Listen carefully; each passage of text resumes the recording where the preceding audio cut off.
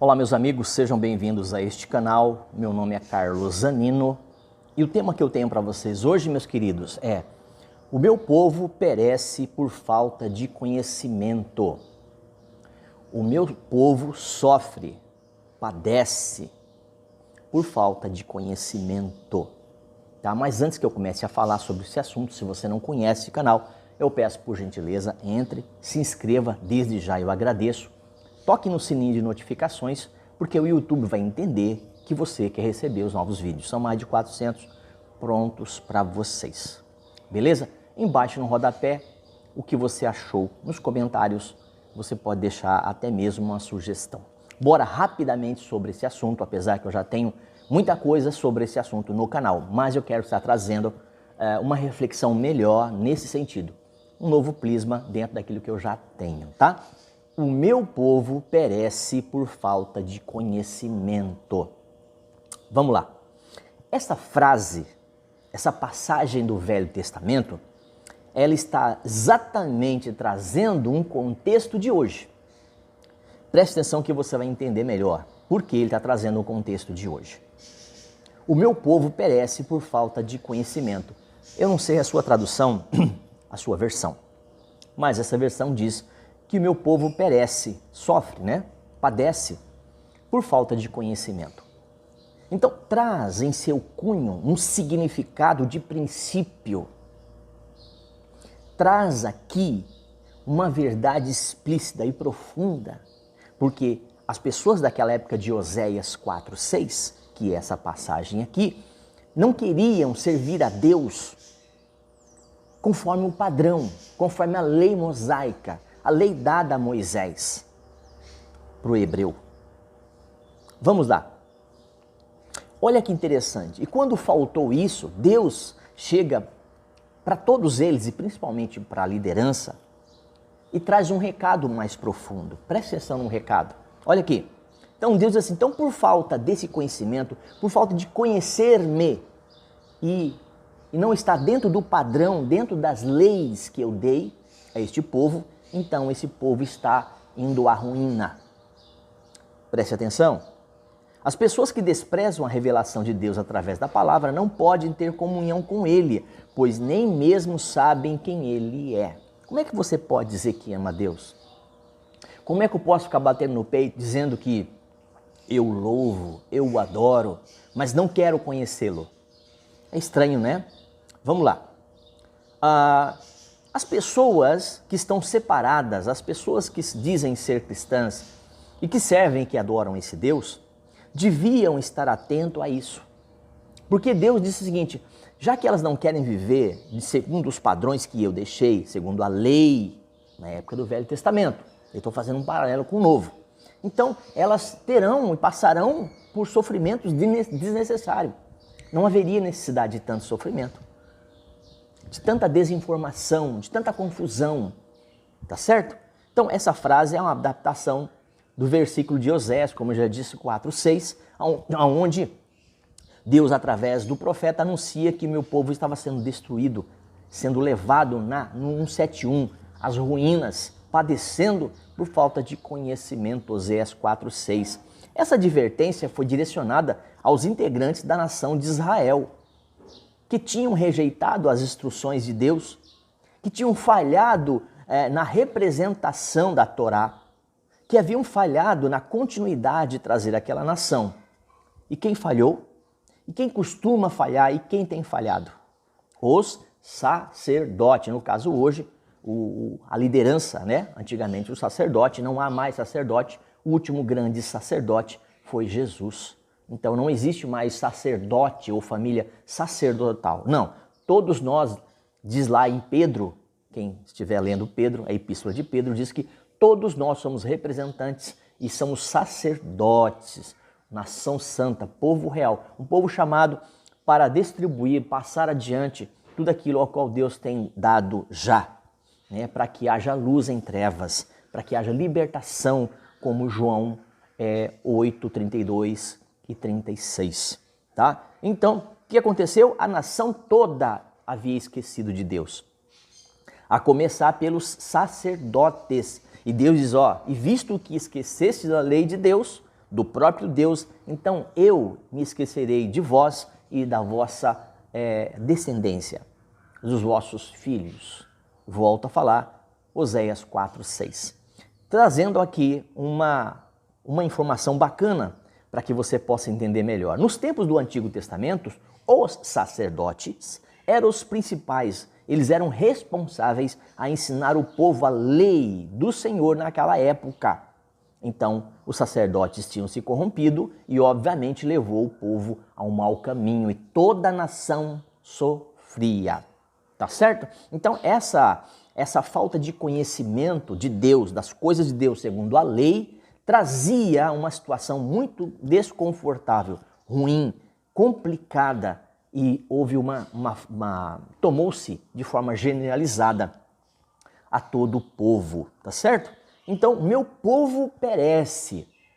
Quando Deus levantou o profeta Oséias para trazer e profetizar sobre a nação de Israel, essa nação estava muito distante da vontade do Senhor, inclusive o ministério profético de Oséias bastante singular, pois nessa situação familiar, tipificava a situação de Israel mediante ou diante, melhor dizendo, Deus, o Deus Yahvé. Oséias era casado com uma mulher infiel. É uma história bastante interessante que em um outro momento nós traremos sobre esse assunto de Oséias, que casou com uma mulher infiel, tá? É uma história muito bacana e muito triste também, tá certo? Além de ser muito bonita, bacana, nesse sentido, no sentido de conhecer, mas é muito triste, tá? Então o problema é que Israel havia rejeitado o Senhor e voltado para os falsos deuses, os falsos ensinamentos, o paganismo daquela época, a idolatria. E aqui, quando a gente fala em adultério religioso, nada mais é do que uma troca.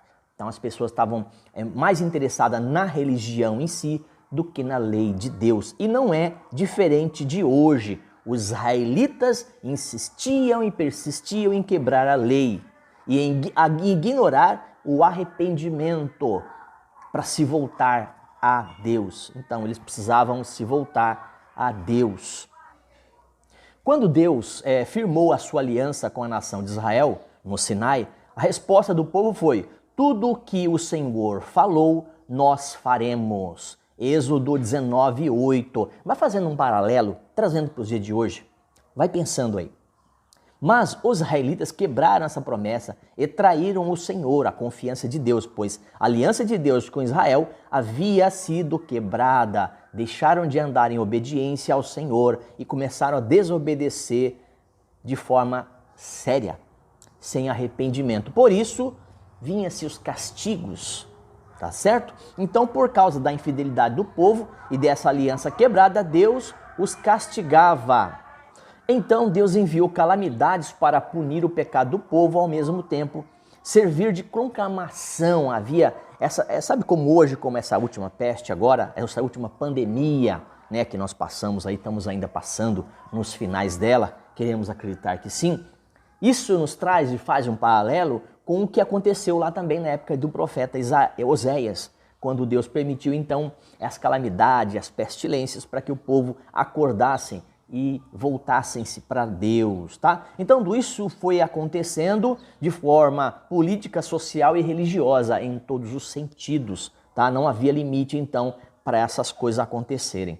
A imoralidade imperava no reino, a sociedade israelita vivia de uma forma muito má, tá? Trazendo aí e mergulhados aí na mentira, deleitando na impiedade, então não havia mesmo de fato justiça. Oséias 4, 1 e 3, você pode dar uma olhadinha, porque a prosperidade então havia cessado, tá certo? Então ali haveria de continuar ali um tipo de castigo, de epidemia, de pestilência, para que o povo se voltasse a Deus, já que o povo não ouvia Deus, nem o sacerdote falando.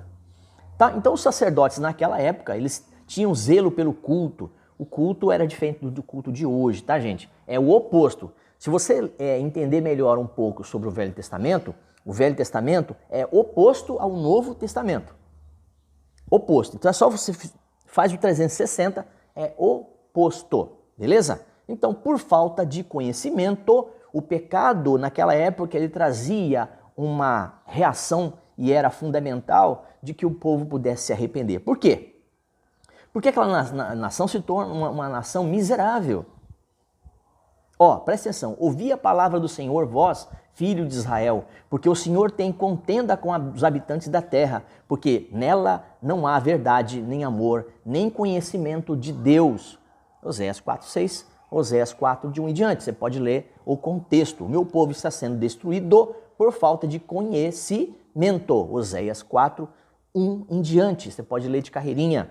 Mas que conhecimento era esse que o povo estava deixando? Bom, o conhecimento de Deus. Nesse texto, a palavra conhecimento traduz como um termo hebraico que também servia para indicar relacionamento íntimo marital, homem-mulher, mulher-homem, como um casamento, uma aliança, só para a gente entender melhor, beleza? Então, esse conhecimento foi deixado, esse relacionamento pessoal, apesar de ser Velho Testamento, havia sido quebrado. Então, o povo estava desprezando o especial de Deus e havia perdido o relacionamento. O povo havia deixado Deus. Então, o povo queria servir a Deus misturado com outras coisas.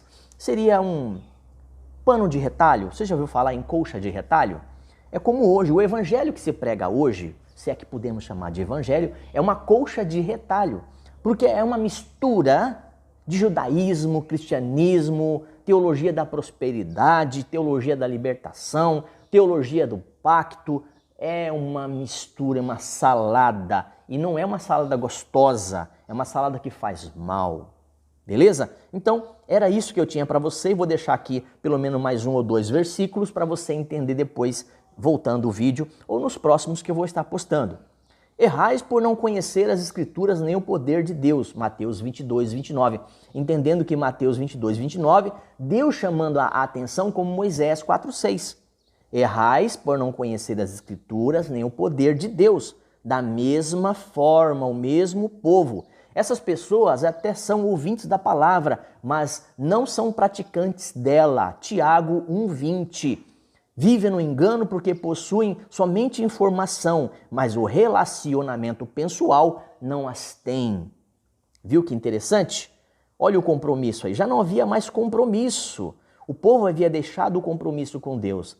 A verdade é que essas pessoas não estão dispostas a ter um relacionamento sincero, fiel e verdadeiro, um compromisso com Deus. Essas pessoas não estão dispostas a olhar para a autorrevelação de Cristo nas Escrituras Sagradas, que é a única regra de fé e prática das nossas vidas. Reconhecer que não há mérito humano, que não há nada em nós, porque tudo que nós recebemos é favor, e esse favor é favor imerecido dado por Deus. Nós, essas pessoas, como os israelitas aqui, os hebreus, no tempo de Oséias, não viam vantagem em ser povo exclusivo de Deus, assim como hoje. As pessoas querem ir a um templo, mas não querem ser o templo de Deus. As pessoas querem adorar, louvar e dizem que estão servindo a Deus, mas não nos moldes do Novo Testamento. Não vivendo esse novo pacto, essa nova aliança. Então Deus também está chamando a atenção aqui ao povo de hoje, fazendo um paralelo em que nós, o povo de Deus, estamos querendo servir a Deus, mas sem conhecimento do próprio Deus, sem ter relacionamento pessoal. Tá bom, meu querido, minha querida? Era isso que eu tinha para vocês. Em outros vídeos falo um pouco mais, já que, mesmo já tendo no canal, sobre esse assunto e outros. Deus abençoe a sua casa, a sua vida e tudo que você estiver fazendo. Shalom, shalom Adonai. A paz de Cristo esteja nos vossos corações e até uma próxima.